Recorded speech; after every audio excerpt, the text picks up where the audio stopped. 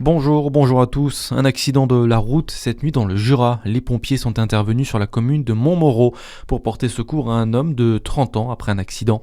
Une seule voiture impliquée, l'homme a été pris en charge dans un état grave. Son pronostic vital n'est pas engagé. Entre le Doubs et le Jura, une femme a été incarcérée pour tentative d'homicide. À 32 ans, cette habitante de Saint-Vite a tenté de tuer son conjoint le 2 avril dernier. Vers 18h, la femme a poignardé son compagnon au thorax après une violente dispute. La lame s'est logée entre le cœur et le poumon.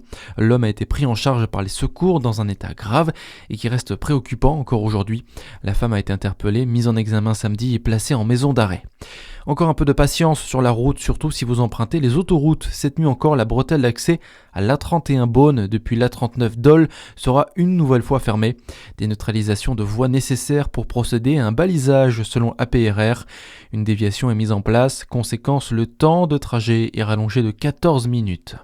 Dans l'actualité aussi, les prix à la pompe doivent baisser et le gouvernement y veillera, a affirmé hier Sébastien Lecornu sur X.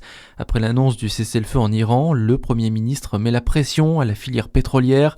Alors que les prix des carburants ont explosé depuis le début du conflit, une baisse est à prévoir d'ici ce week-end, mais sa durée est incertaine, tempère Blandine Ruti, secrétaire nationale de l'UFIP, porte-parole des compagnies pétrolières de France. On a vu une baisse sur les prix du baril qui a baissé environ 15 $ et donc qui dit baisse du baril dit une répercussion sur les cotations et sur les prix à la pompe.